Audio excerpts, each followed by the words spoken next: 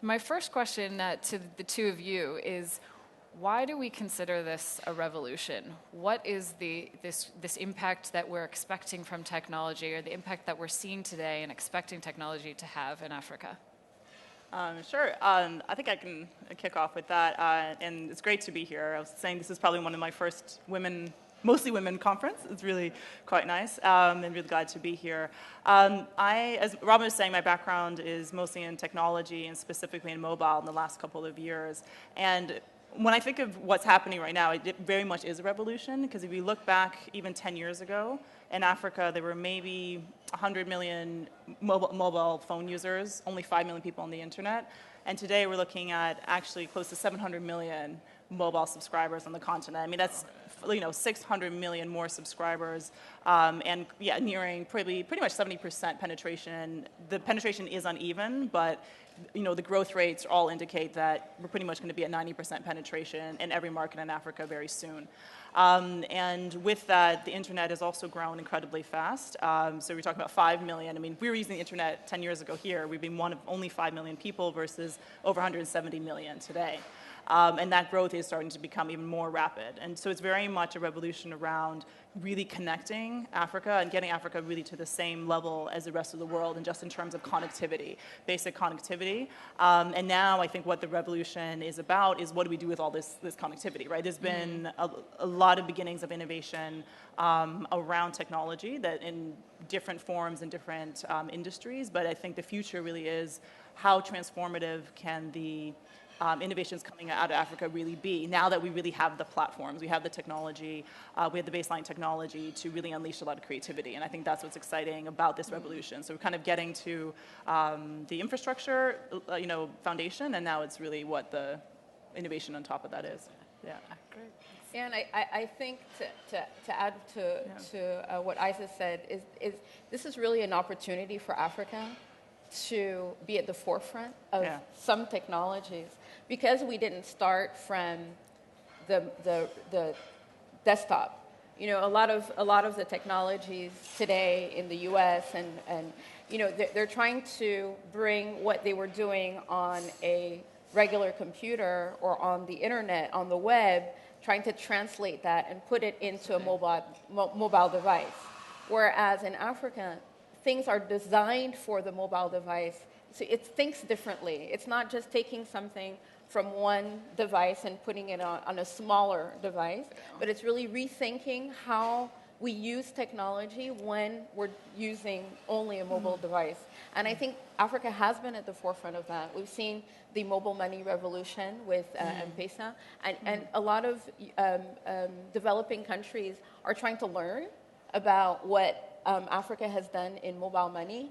And I think that's how we can leapfrog the technology and show that we can create and innovate and develop technologies from Africa for the rest of the world. Yeah. Great. I'd like to build on both of the comments you've had here. So we're seeing this almost this information technology infrastructure that's created, and now there's a creativity that's being applied to it. There's innovation that's coming from across the continent. One of the different types of innovations that I've been seeing in some of my work is that we're not just seeing innovation in just the social networking, but we're seeing innovation around some of the critical development challenges that Africa is facing, whether it's health or agriculture or education. You mentioned mobile money, and that's had a tremendous impact on financial inclusion. Would love to hear from you a few of these examples that you've seen that really stood out for you as being some of those innovative technologies that are growing, coming from the content being developed on the continent here. Yeah. Sure. One example is an SMS-based application, and the reason it's great that it's just SMS-based, because you don't have to have a feature phone, you don't have to have the internet, or a smartphone. You just have to be able to have a regular telephone. And there's this technology that allows women, when they get pregnant, to just text a message to a server and say, and it will remind them to get regular visits. It knows about when they should give birth, and then gives them prenatal advice all through And that's just one example. There's so many, we know about in agriculture, the traders that now know, the farmers that now know the real price, that the market prices for their agricultural goods. And so those are the things that where technology enables development. Technology by itself, just for technology, is not useful. It's got to be useful either for business to become more competitive, or in the development space to as an enabler. But technology just for tech is no. I think one of the things that I've been seeing is, particularly in the mobile space, is there's a lot of kind of experimentation and pilots around all these different sectors that you were talking about. I think M-Pesa is a bit of an outlier in terms of a technology that came into the market 5 years ago, now has 17 million users. Pretty much 50% of Kenya's mobile subscribers have an M-Pesa account. And I think that's on the outline. I think what's happening, mostly what's happening is these pilots, right? Let's see what makes sense in the agriculture space. Is it prices, or is there something about the supply chain, or is there, and what's interesting is I think what we're going to see is in each of these sectors, all these pilots are really going to bubble up into something that is a scalable, replicable, and really meaningful and useful use of technology. So I think that we're still kind of in that early stage. And remember, this is all we're talking about in the last couple of years. It's not like there's been 20 years of innovation going into things of this sort. But I think other areas like education obviously would have a huge impact on the continent. We're able to leverage technology in a way that can both increase and improve and reduce the cost of education across the board. And I think we're yet to see what that could look like, but the promise is very much there once we have most young people connected in some way to mobile devices. And mobile devices may not necessarily be phones, right? It may be a tablet, or what's seen in the future as a phablet, like something between a phone and a tablet. Sounds pretty cool. But some kind of mobile device that may be just to open people's minds, that may go beyond the scope of the device you're holding today. And the other thing I was going to say, as well as some things that are starting to get a bit more scale on the health side, is also things like Sproxil and Pedigree, but those are companies that are looking at how to combat fraud and counterfeit drugs, which are a huge problem in the developing world, and again, using basic technology. So if you have a label on a drug, that you can actually SMS and just verify that the code is actually from that company, it's not a counterfeit. Those are really useful, already in the market, growing rapidly, focused on Africa, but also in other parts of the developing world. And I think there's a lot of promise for that, because it can be applied to counterfeit in other sectors, right? Health is a big one, but there's counterfeit across so many products and services, on the continent. So yeah. Great. We also saw the solution out of Kenya, Ushahidi, that is used. It's a crowdsourcing solution, and it was used after the 2007 elections to basically identify where there were areas of conflict. And this technology has now been used. It was used in Russia. It was used in Japan, in Haiti. And so this is developed African technology that has been used throughout the world. That's great. And the examples you've mentioned, so you spoke about Ushahidi, as you mentioned, in Pedigree. So again, African entrepreneurs. The two of you in your own right have been entrepreneurs yourselves.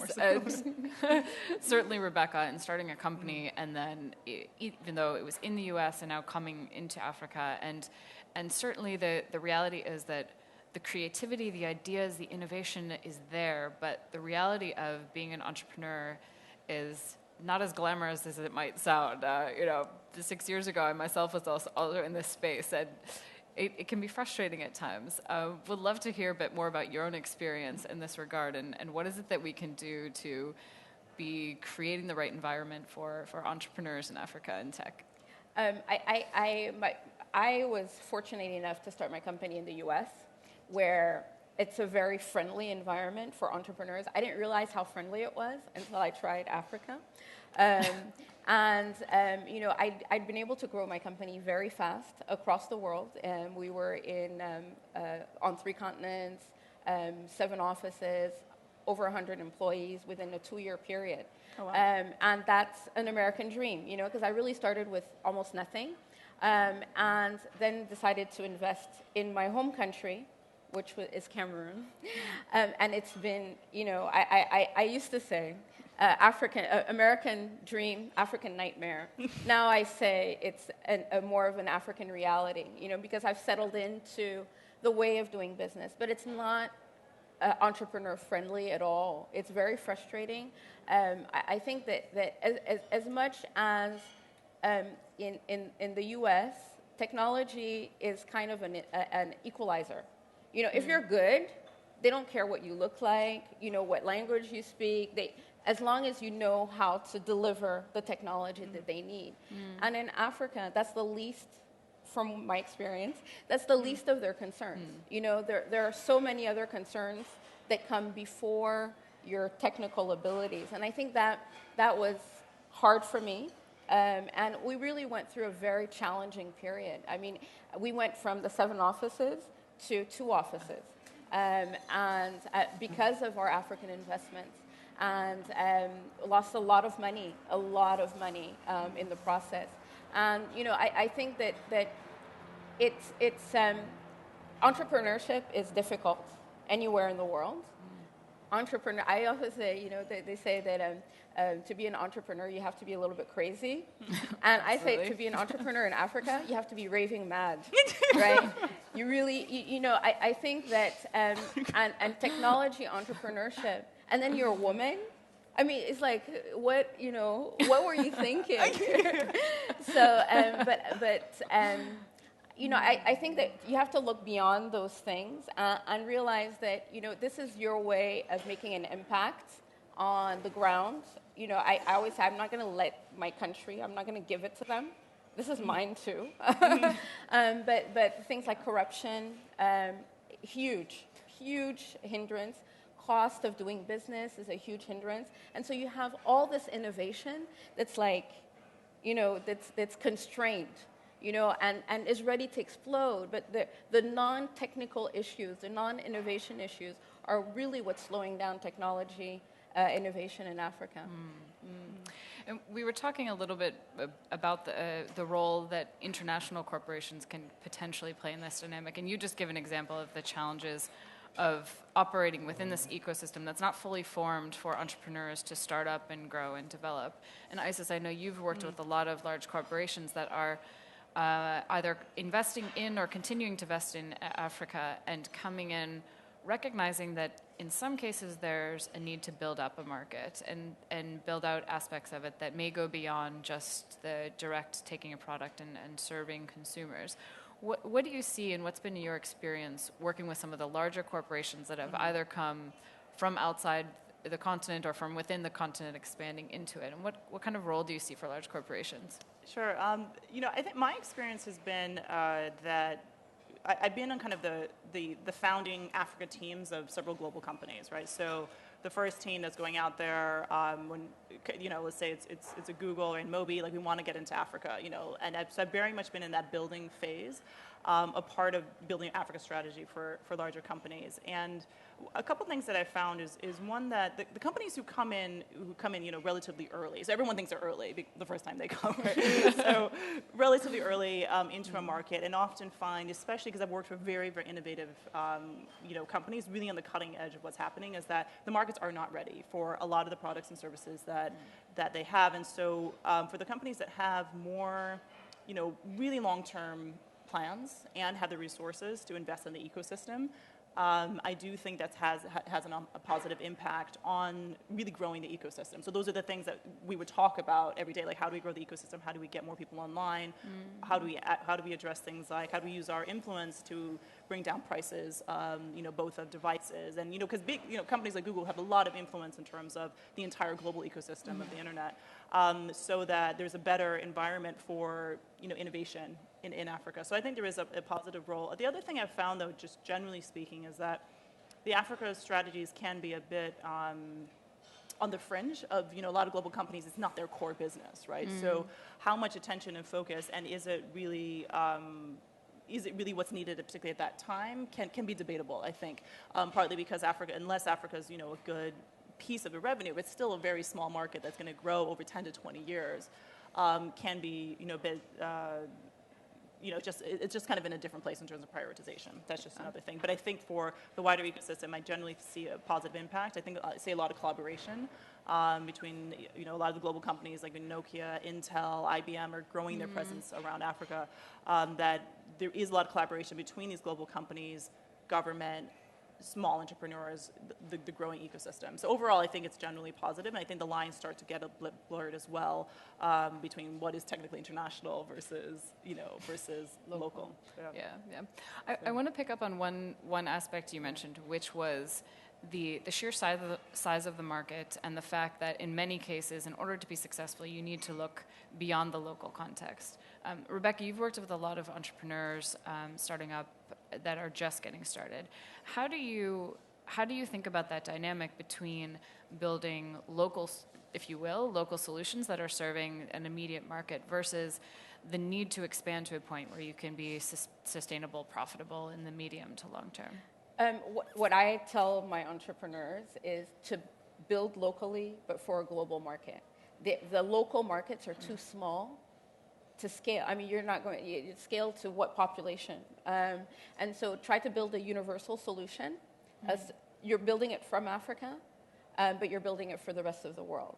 And if somebody in Iowa can use your technology, then great. Then you're sure that somebody that's local can also use your technology. And what we try to do is to adapt so that they can start using it locally, but they shouldn't think local. And it's a problem. I mean, because a lot of the entrepreneurs that I work with, they've never left the countries. They've never left Africa, they've never traveled. And so it's really difficult for them to look beyond their immediate environment.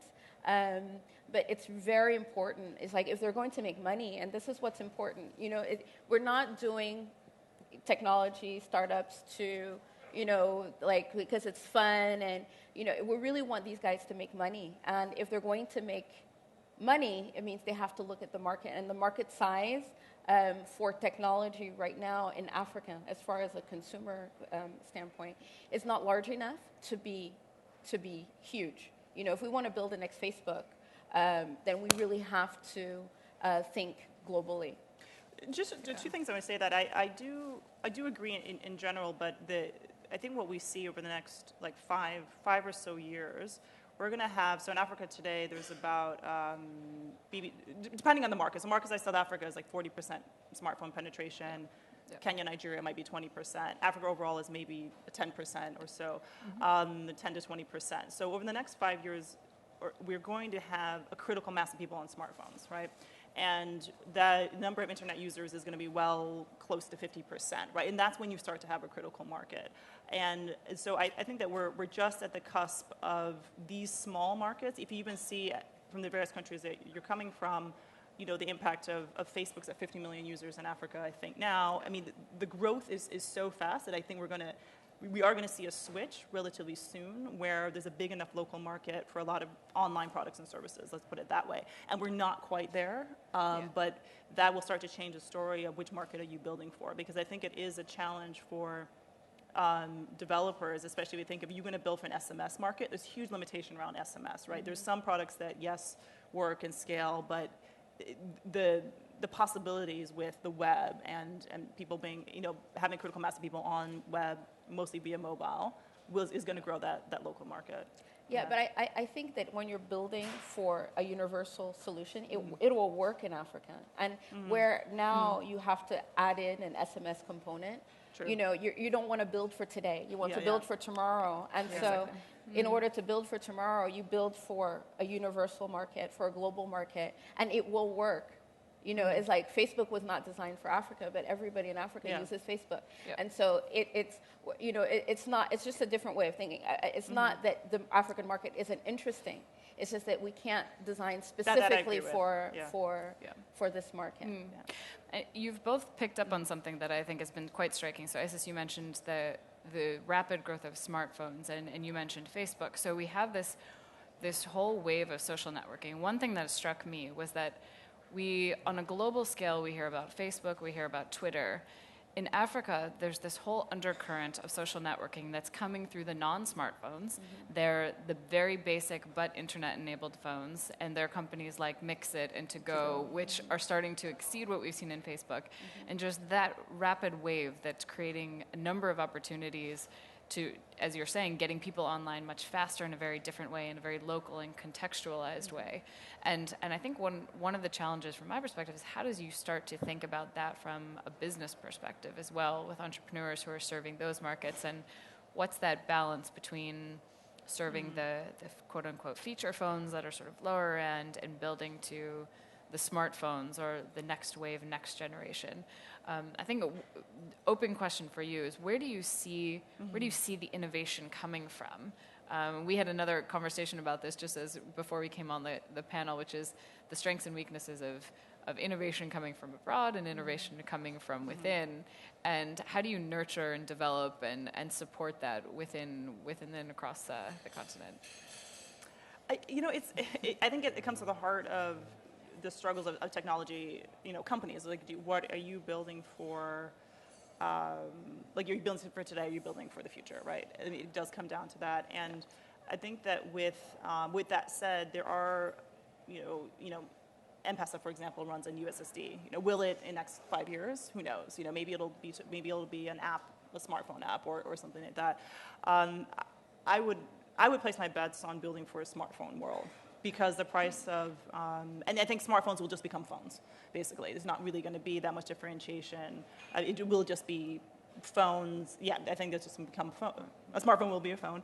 And that the cost of, because we do have sub $60, $70 smartphones out in the market now. And so as long as, if you still believe that the cost of access will continue to drop, that's a key question, because it's very uneven. I think the one thing I wanted to say is across Africa, everything is very uneven, right? And I think it'll continue to be uneven over the next 10 years.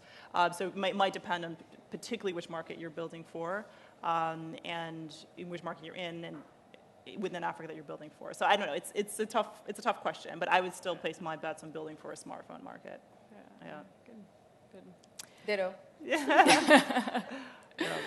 Building for the future. Yeah. So someone I was recently talking about the dynamics of being a woman operating within the field of technology.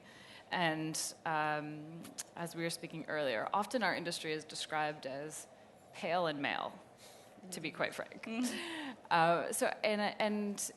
There's certainly pros and cons to that, again, as we were talking. But what do you think are the implications of this lack of diversity on the industry in terms of the way it grows, in terms of the way we innovate, in terms of the way that we come up with new solutions?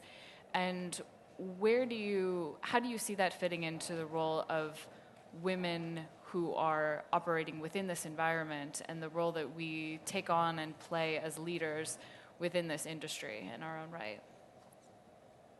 I think that it's more an issue of getting women interested in in getting involved in technology and technology entrepreneurship, because technology is very equalizing. It's if you're good, you're good. And in Africa, as I said, it's a little bit of a challenge. But I think that our goal is to make sure that young women, girls, know that they have a future in technology or technology entrepreneurship. So it's important to try to find programs, find mentorship programs, establish actual projects that will encourage more women to get involved in technology.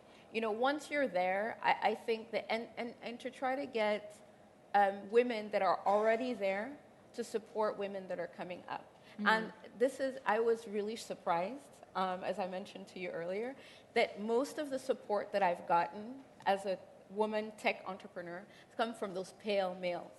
Mm-hmm. Right? I was really surprised. I mean, the largest contracts I've ever gotten were from pale males. And the more I know, sorry, no offense to anybody. But they believed in me. They really believed in me, and they really gave me the opportunities and the chances that were able, and that's how I took my company forward. whereas those companies that I thought, like African companies, sometimes led by or with women as executives, were the ones that were treating me like, well, we've given you enough money, for a black company, where they'll give multi-billion-dollar contracts to companies overseas, white, pale male companies, right? Since we're using that term, but won't believe in us. And I think, I've said before, Africans don't trust Africans with technology. They think that the technology comes from overseas. It comes from elsewhere. And so when they see an African and a woman coming forward and talking about technology, their first thing is like, I'd rather get it through, let me get it, that same technology, I'd rather get it through a foreign company. And I think technology entrepreneurs throughout the continent will tell you the same thing, is that, when you have a solution, and your solution may be better, cheaper, more adapted, but when you have, you're dealing with a foreign competitor, they'll trust the foreign competitor. I have a concrete example. There's in Cameroon, we have, our offices are across from a mobile telecom company, and they put out a request for proposal for a huge software system that they wanted to implement, and we're really the only ones that had the experience and the exposure in doing and putting together software. So we went to see them and say, okay, we'd like to bid, and they're like, no, you're too small. We're too small. We don't want to deal with you. And we're only going to accept European companies. Well, those European companies, one of them, they had no experience, and so contacted us to see if we would help them with the proposal.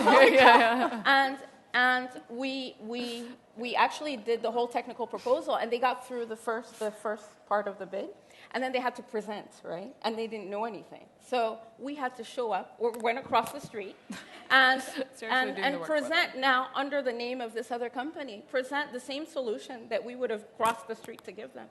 And we won. Wow. And so here now, this client had to pay France, right? Then they would send us, it was just incredible. And then the project manager was from this other company, and so everything would go through. It was a joke. And this is one example, but it happens all the time. And so they're paying a premium, but and it's so much more inefficient. But it's this reality of, Africans not trusting Africans with technology. And women, forget it. Sometimes I'll put I'm not going to use that term anymore, but you know what I'm talking about, in front to make the sale, because it's an easier sale. In Africa. In Africa. Not in the U.S. Not in the U.S. I had, a very diverse crew. I have a very diverse team of people in the U.S., and it's not as much of a problem. I've had gender issues, but not as many as I've had in Africa, where, I'll go to a meeting, and they'll talk about, I'll go with maybe an engineer or somebody, or a salesperson, and then people will talk and they'll exchange cards, and I'm like, the secretary, and you just have to, you just have to take that in and just try to move forward. But it is a challenge. That's, sorry. No. I would love to hear your thoughts as well. It's hugely insightful.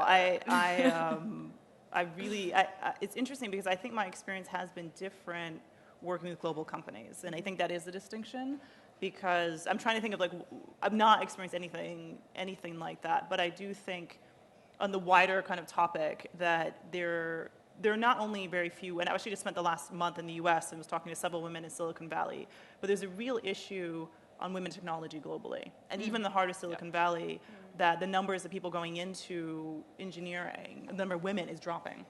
So there's a huge crisis happening in Silicon Valley. You could imagine what that might mean for the rest of the world. But I think that there's a real challenge in women in every industry, pretty much, in Africa. I think especially in leadership positions. And I think we can just start there, because every woman I know who's in leadership position says it about the industries that she's in.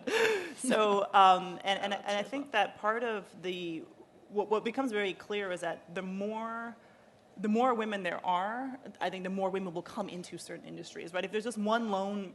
I think that's a great initiative. And the more people do it and the more people see the success stories, the more, smaller, less known organizations, companies will get online and start selling online, which is one way.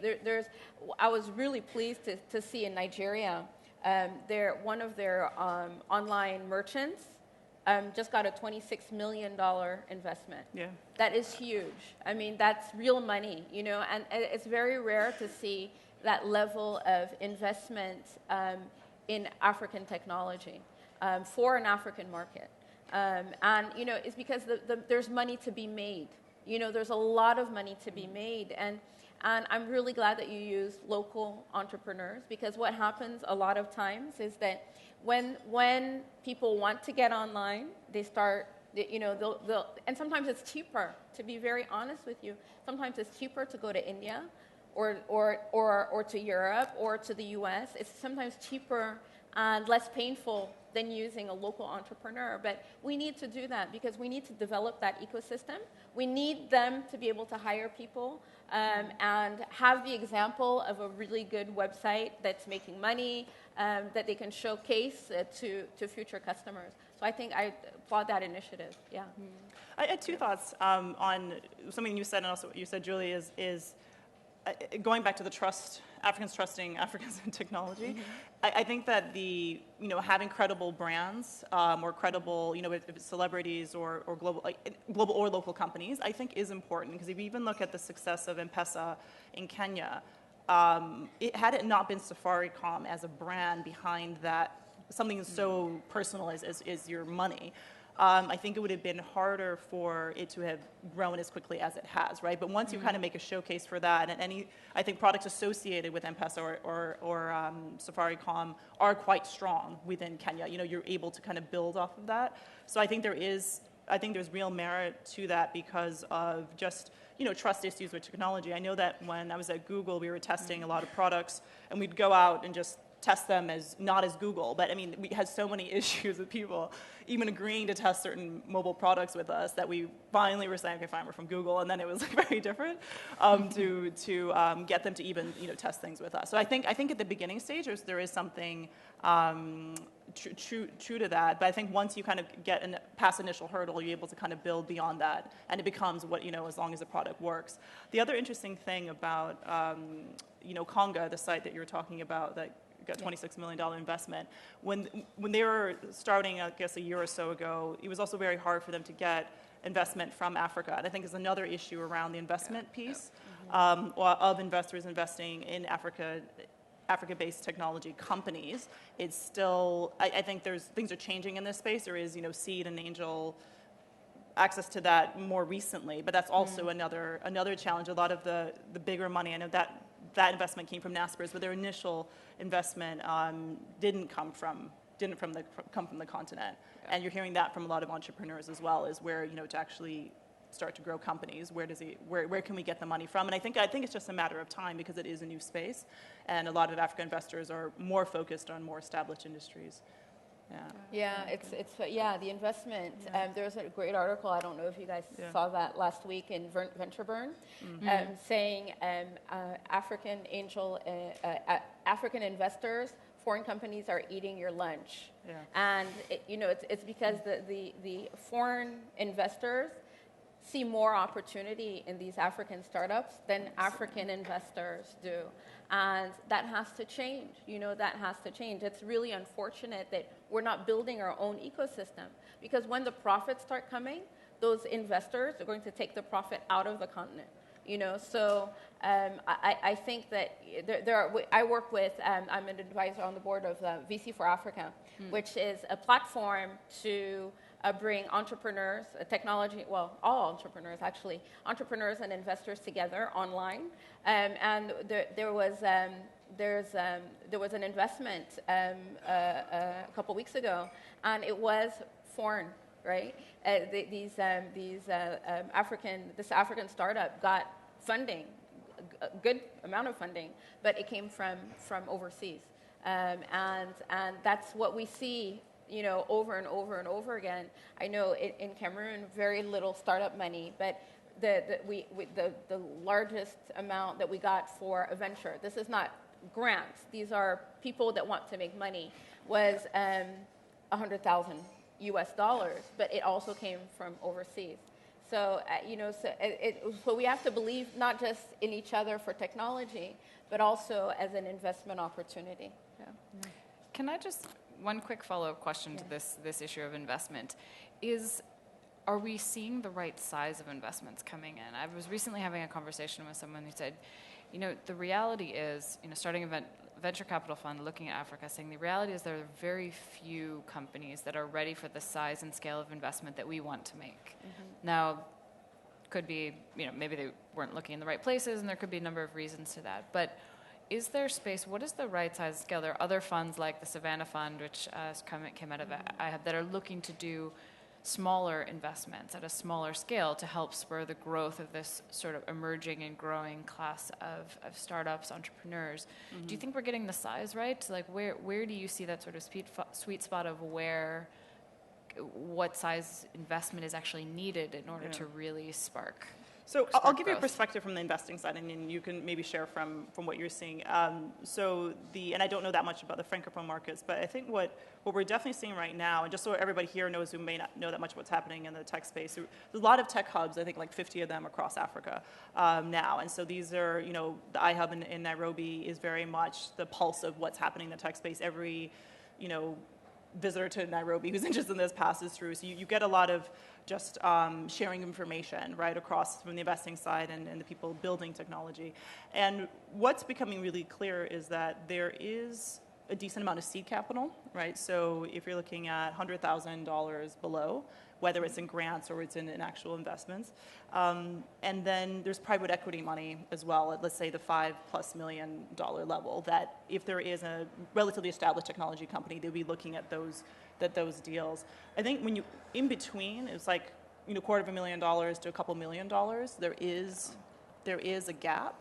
And you hear the same thing from, what you might see as venture capitalists within Africa, is that those deals are too small for them, or for the private equity guys, that's certainly too small for them. So there is this gap, and it's like, who wants to build that gap? Who wants to build off and invest in an entrepreneur that is maybe 6 months, 9 months down an idea, versus somebody who's a couple years has proven revenue?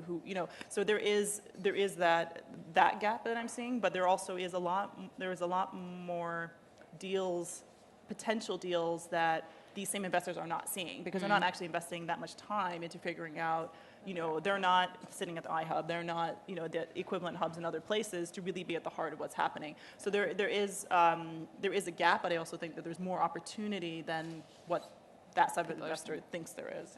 And I think, I've been surprised at how important even seed money is. I mean, we just lost one entrepreneur because he couldn't afford to get to the incubator. He couldn't, it's the transportation. And he has a fantastic idea. He's been able to execute it. I mean, the software works, but he can't sustain it, and it's because of something as small and as basic as getting from his house to the incubator on a daily basis. And so those are the types of challenges that, one of the managers for the incubator, one of the active spaces in Cameroon, came in, he worked in several developing nations, but came in from Canada. And one of the things we said, we want you to push them, we want you to push the entrepreneurs, their business plans have to be perfect, et cetera, but just keep in mind that they'll have they have basic problems that you've never thought of. Yeah. You know, you've never imagined, you know, taking care of 6 family. There's so many additional challenges when you're in an African environment that you have to like add on to a basic, a normal entrepreneur that has it, you know, its own challenges. So, yeah. Great. Sorry, I think I cut off the questions there. But I saw another hand up somewhere here.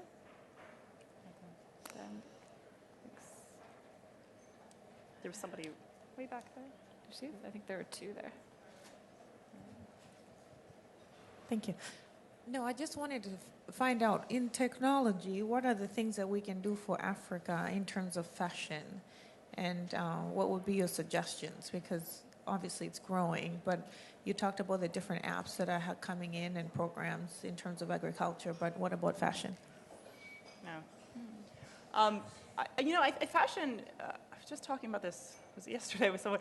I think fashion is a really interesting space because at pretty much every market, there's a limitation to the kind of products available. And I do think that the online space provides, I mean, some of what Julie's doing in Kenya is, you know, an opportunity to bring product both locally made as well as global product, you know, global products to the African consumer. And because the retail is so, you know, nascent, I would say, across our market. So I think there is a huge opportunity. I mean, the sites like Mall for Africa out of Nigeria, what they do is actually make, it's actually, you can actually access, if you're in Nigeria, you can access a lot of global brands and actually be able to buy online and get things from, if it's Amazon, Macy's, and all of this actually shipped to Nigeria quite easily, which is quite interesting because there's a huge product variety. But also looking at how do you also bring African fashion into a platform like that as well, so that as a consumer you can. So I think there's a huge opportunity. I think with the logistics, obviously everyone kind of thinks about the logistical issues of actually delivering, you know, product, you know, to people. And I think there's a lot of different ways of people looking at this, whether it's pickup points instead of things being delivered to addresses. Everyone has a phone, so it's pretty easy to find people. So I think some of those, not to say that to minimize them, but it's not, I think, as insurmountable as maybe a couple years ago in terms of how do you deliver product. Yeah. Great. So I think there's a huge opportunity there. Good. Well, I've just seen, I don't know if, we'll take the last question there. There you go. Thank you. My name is Vuyo Matlati. I'm from the International Women's Forum of South Africa. I just wanted the two of you to, and I mean, it's always exciting to listen to this kind of conversation, and I think Kenya has led us as far as Africa is concerned. But I would like you to talk about financing in the sector for particularly new entrants in the tech sector. For new entrants. Great. And I think it's the last question, so we may have to Okay. keep this short.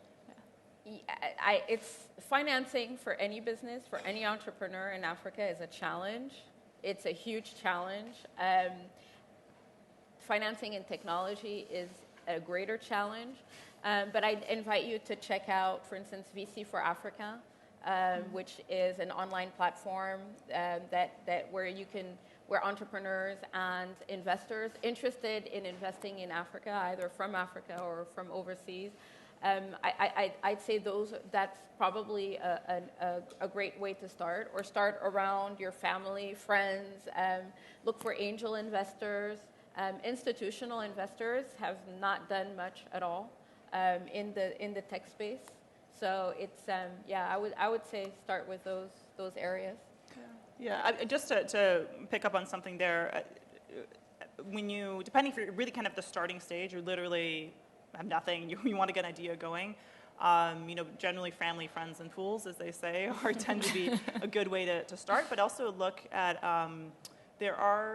spend some time seeing what's out there for, especially grant, and I don't love grant money, but grant money for women entrepreneurs, there tends to be, I think there's a growing access to capital for women-led ventures, right? Whether it's tech or something else. So Africa Enterprise Challenge Fund is one. I know they're always trying to find more women. They have a very hard time finding women and they match. So basically, if you have X amount of money, they'll match that.